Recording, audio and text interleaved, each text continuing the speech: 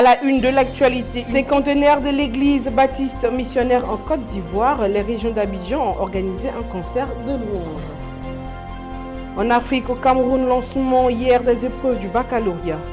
Aux États-Unis, une hausse de taux pour l'été. Une ex-miss Turquie condamnée pour insulte à Erdogan. Terminons avec le Venezuela. L'annulation d'une réunion de la commission électorale ravive les tensions. Bienvenue à tous et merci de suivre cette page d'information débutant en religion. Dans le cadre des célébrations du cinquantenaire de l'église baptiste missionnaire en Côte d'Ivoire, les régions d'Abidjan ont organisé un concert de louanges et d'adoration. C'était le samedi 28 mai 2016. Les chorales, groupes musicaux et de nombreux chantres ont rivalisé de leur talent pour dire merci à l'Éternel. Reportage Jean Jaurès Tabi et Armel Atissa. Adoration, louange et pas de danse. C'est dans une grande ferveur que les chrétiens baptistes missionnaires ont dit merci à Dieu pour les 50 ans d'existence de l'église en Côte d'Ivoire. À l'occasion de ce concert, le samedi 28 mai 2016, au stade de la BAE de Yopougon, ils ont fait siéger l'Éternel dans la louange. Le thème du concert, c'est l'année de grâce du Seigneur.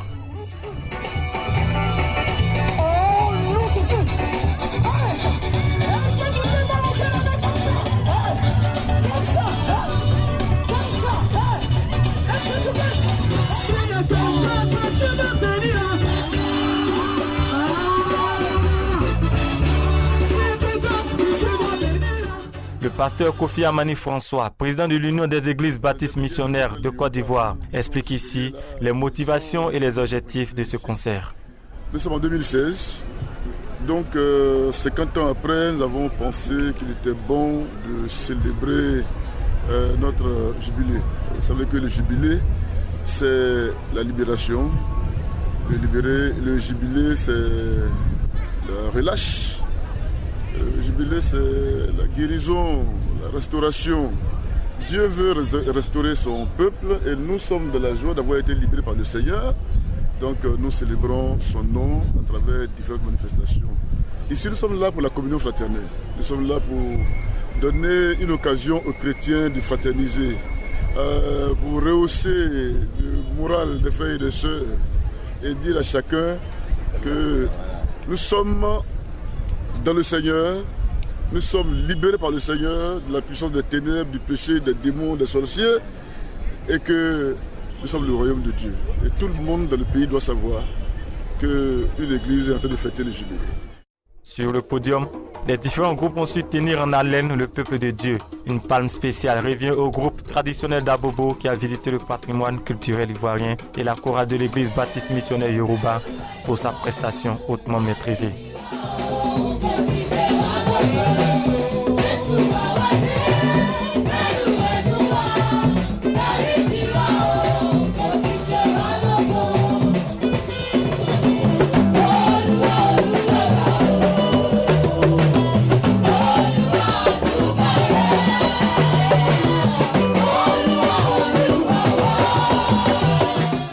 Moment de réjouissance et de reconnaissance à Dieu, ce concert du jubilé a aussi été l'occasion pour les chrétiens baptistes missionnaires de faire des vœux pour l'Église et le corps du Christ en Côte d'Ivoire. L'autre temps fort de ce jubilé des églises baptistes missionnaires a été la remise de nouvelles latrines au stade de la BAE de Yopougon. Les célébrations se poursuivent jusqu'en août avec une apothéose à tout maudit. En Afrique, au Cameroun, les candidats au baccalauréat affrontent depuis mardi 31 mai 2016 les épreuves qui marquent la fin de l'année scolaire. Regardez. Il est 8 h ce mardi. Les épreuves ont démarré comme prévu dans ce lycée de la cité capitale camerounaise. Philosophie pour les uns et littérature pour les autres. Les épreuves ont démarré comme prévu à 8 h. Et avant, on avait déjà pris toutes les dispositions pour recevoir les élèves et les installer. Donc à 8 h, la première épreuve a commencé. La littérature en français, en A et en D, et la philosophie en C. Les candidats à cette session du baccalauréat de l'enseignement secondaire général sont présents en salle d'examen, mais quelques-uns manquent à l'appel. Je crois que tous les candidats sont là, presque en dehors de 18 qui ne sont pas là. Ça fait à peu près un pourcentage de 2,44%. Dans les couloirs et la cour de l'établissement, Des agents de police assurent la sécurité des candidats et veillent au bon déroulement de l'examen. Et tout part de cette salle où les épreuves, avant d'être distribuées, sont stockées. Ici, interdiction de filmer. Il y a les fouilles et puis on a été appuyé par la police qui est là depuis hier et qui gère efficacement la situation. On a fait le tour de l'établissement plusieurs fois depuis le matin et ça permet que tout le monde soit rassuré. Ces mesures, mises en place par l'administration, permettront à ces jeunes d'aborder sereinement les épreuves durant ces 5 jours de composition.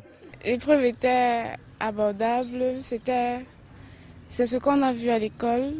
Il y avait la science que le professeur répétait chaque fois en classe, que la science ne manque jamais à l'examen. Il y avait la science et c'était abordable. Au sortir de la salle d'examen, les futurs bacheliers restent confiants pour la suite, puisque d'après eux, il ne s'agit que d'une formalité. J'ai l'impression que à travers cette première épreuve, que la suite sera bonne, parce que je me suis d'abord bien préparé pour cette matière et toutes les autres matières. Donc je pense que ça va aller. Déjà, je me suis préparé plus que l'année passée pour le probatoire, parce que bon, on n'était pas vraiment sûr de ce qui nous attendait. Donc cette année, j'ai fait mon maximum. Tout ce qui me manque, c'est l'aide de Dieu. Et puis je pourrai avoir ma mention. Mais il faudra encore attendre un peu plus d'1 mois pour avoir le verdict de l'office du baccalauréat. Cadavres en décomposition dans la forêt enlèvement village rasé dans le maquis de Gorongosa au centre de Mozambique. Les affrontements entre armée et opposition terrorisent la population victime d'une guérilla qui ressurgit plus de 20 ans après la fin de la guerre civile. 9 cadavres non identifiés déposés en pleine nuit. C'est la découverte macabre que ce paysan a fait près de Gorongosa, dans le centre du Mozambique. La région est l'épicentre du conflit larvé que se livrent depuis 2013 les forces armées et les hommes de la Renamo, l'ancienne rébellion de la guerre civile. Ces corps, je les ai trouvés alors que je venais travailler sur mon champ. Depuis, je n'y viens plus. Les organisations internationales demandent une enquête sérieuse alors que les autorités minimisent la situation. À quelques dizaines de mètres de là, sous un pont, 4 crânes dépassent du sable. Les restes d'un charnier de 11 corps enterrés à la va-vite. Sans autopsie, personne ne sait qui ils sont, ni qui a pu les déposer là. À Vundouzi, à quelques kilomètres de l'endroit où le leader de la Renamo se cache depuis octobre 2015, ce jeune accuse les forces armées d'avoir brûlé sa maison. Mon père était assis là et moi là. Les soldats sont arrivés, ont attaché mon père et l'ont battu. Ils ont commencé à brûler les maisons, ont tiré.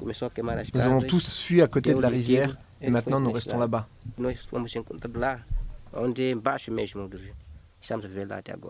Depuis, les 13 membres de cette famille habitent sous un arbre. Dans cette zone, toute la population vit cachée dans la forêt. Les écoles ont fermé, les habitants craignent d'aller s'approvisionner en ville. Ils ont peur d'être capturés et tués.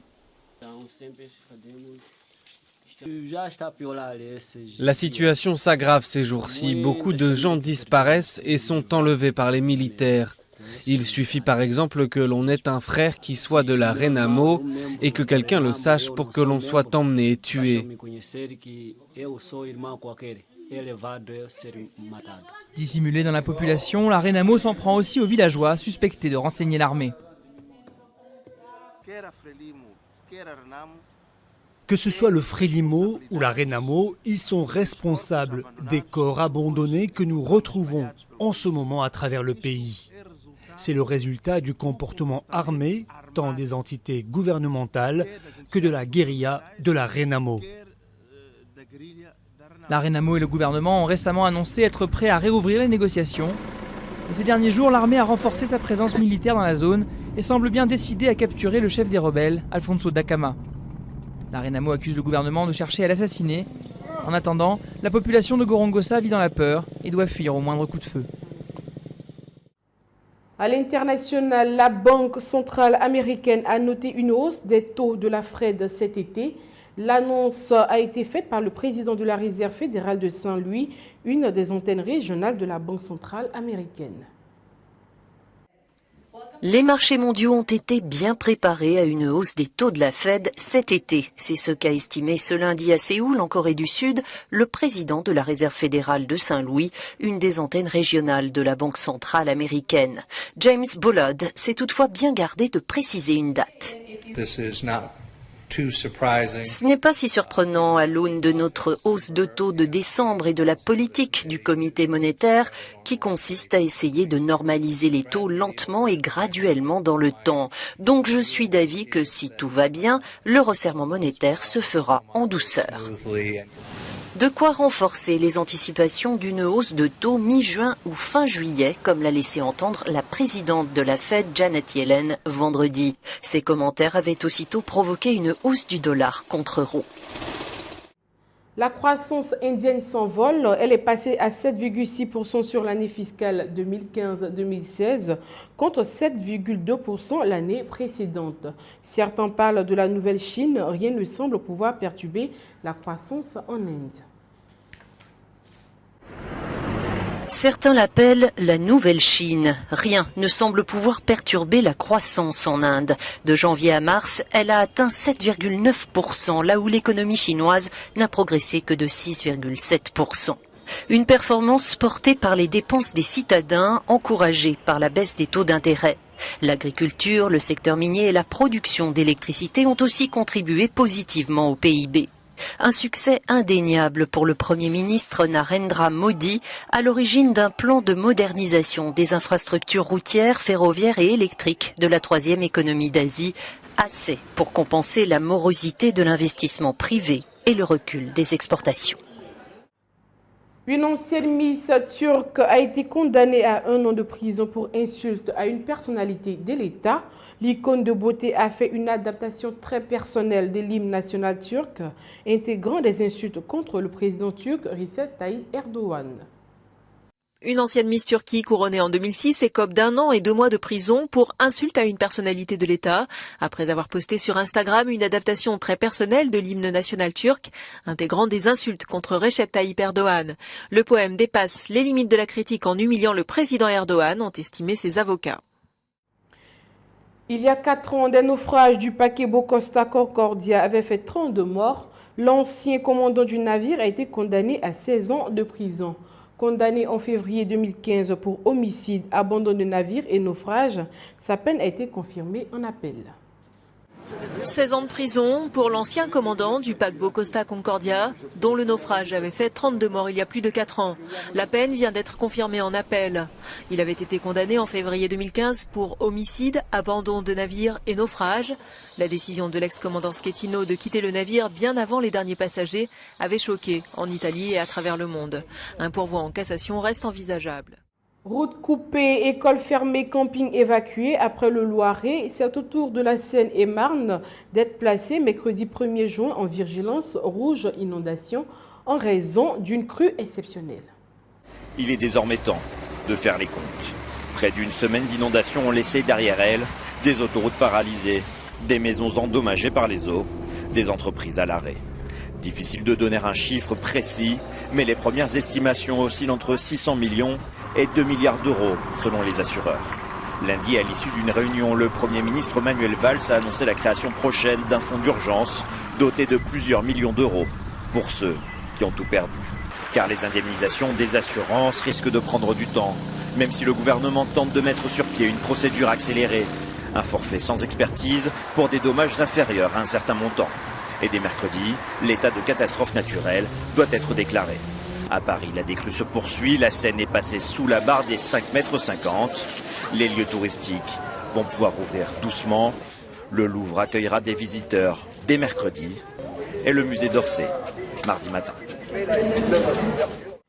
Les députés allemands ont adopté jeudi une résolution reconnaissant le génocide arménien, un vote contesté avec véhémence par la Turquie, partenaire clé mais difficile, notamment sur la question cruciale de la crise migratoire en Europe. Wir Deutsche wissen aufgrund der dunklen Kapitel unserer eigenen Geschichte vielleicht noch mehr als andere, dass der Umgang mit historischen Geschehnissen außerordentlich schmerzhaft sein kann.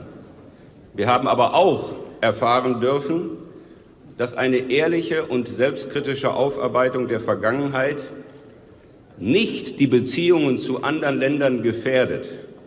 Sie ist vielmehr Voraussetzung für Verständigung, Versöhnung und Zusammenarbeit. Die heutige Regierung in der Türkei ist nicht verantwortlich für das, was vor 100 Jahren geschah.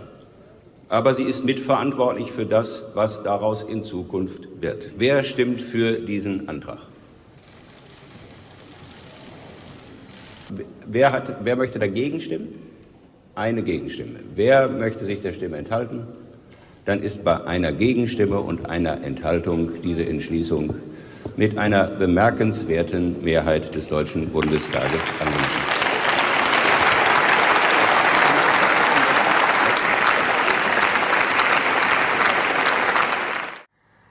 La femelle panda géant Ao Ao, prêtée par la Chine et hébergée depuis 2014 dans le parc animalier belge Pairi-Deza, a donné naissance à un bébé mâle dans la nuit de mercredi à jeudi, un événement rare pour cette espèce en danger et une première pour la Belgique. Image.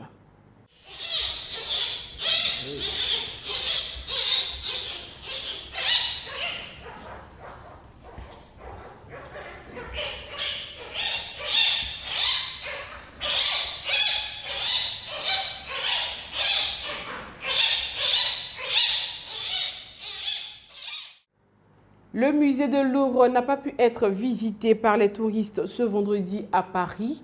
La crue de la Seine a obligé l'établissement le plus visité au monde à fermer ses portes.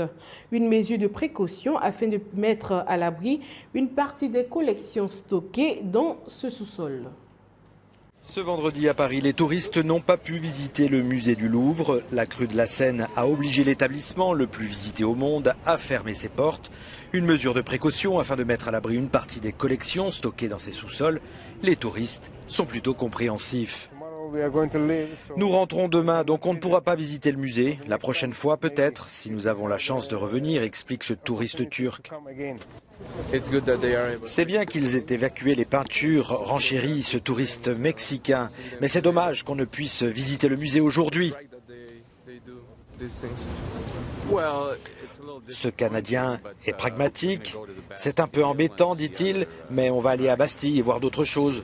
Ce devait être la principale visite du jour, mais on fera ça un autre jour. Le musée d'Orsay et la bibliothèque François Mitterrand ont également fermé leurs portes. Orsay restera fermé au moins jusqu'à mardi. Pas de chance non plus pour les amoureux de Paris. Depuis le début de la semaine, la circulation des bateaux-mouches est aussi à l'arrêt. Tous les regards sont désormais tournés vers le célèbre zouave du pont de l'Alma. En milieu de semaine, la Seine recouvrait déjà ses pieds. Il a maintenant les cuisses dans l'eau. La Seine devrait atteindre un pic de 6 mètres dans la journée de vendredi. Des représentants d'une trentaine de pays occidentaux et d'institutions internationales ont fait le déplacement à Paris. À l'initiative de la France, une conférence pour la paix au Proche-Orient a débuté vendredi. Si ni l'Israélien ni Palestinien ne sont présents, l'objectif officiel reste de relancer un processus au point mort. Des représentants d'une trentaine de pays occidentaux à Paris. John Kerry, Ban Ki-moon ont été accueillis par François Hollande et Jean-Marc Ayrault. À l'initiative de la France, une conférence pour la paix au Proche-Orient a débuté vendredi. Si ni Israéliens ni Palestiniens ne sont présents, l'objectif officiel reste de relancer un processus au point mort. Il s'agit de confirmer collectivement, nous tous, que la paix passera par deux États, Israël et la Palestine, vivant côte à côte en sécurité. C'est une évidence, mais elle doit être chaque fois rappelée solennellement et sans ambiguïté. Alors que l'administration américaine a multiplié les échecs ces dernières années, la France tente une nouvelle stratégie, finit les discussions bilatérales. Elle mise sur une série de mesures économiques et sécuritaires acceptées par l'ensemble des participants. Problème, Tel Aviv rejette fermement l'initiative. Si un accord est trouvé, cela pourrait donner lieu à un sommet international d'ici la fin de l'année. Terminons avec le Venezuela qui s'enfonce chaque jour un peu plus dans la crise. Jeudi, des milliers d'opposants au président Maduro sont redescendus dans la rue. Ils protestent contre le rationnement alimentaire, mais aussi contre les manœuvres de l'État pour ralentir le processus de destitution du président. Le Venezuela s'enfonce dans la crise. Au cri de « Nous avons faim », jeudi, des milliers d'opposants au président Maduro sont redescendus dans la rue. Ils protestent contre le rationnement alimentaire, mais aussi contre les manœuvres de l'État pour ralentir le processus de destitution du président. Cette jeune femme affirme avoir été battue par les policiers parce qu'elle manifestait. Mais nous allons continuer parce que les Vénézuéliens en ont marre d'être humiliés, dit-elle. Le bras de fer entre l'opposition qui a gagné les dernières élections législatives et le gouvernement socialiste a viré à l'affrontement à Caracas. Les forces de l'ordre se sont montrées particulièrement violentes. Surfant sur la grave crise économique qui plombe le pays, l'opposition demande la tenue d'un référendum en bonne et due forme pour chasser le président. Mais jeudi, une réunion avec la commission électorale a été annulée à la dernière minute. Face au risque d'explosion sociale, le président Maduro joue la montre. Mercredi, devant ses partisans, il s'est montré inflexible, alors que la communauté internationale le presse à trouver une solution rapide à la crise politique. Et c'est ici que nous refermons cette page d'actualité. Nous avons pris plaisir à vous le présenter et nous vous souhaitons une excellente suite de programmes sur la chaîne qui bénit. À bientôt.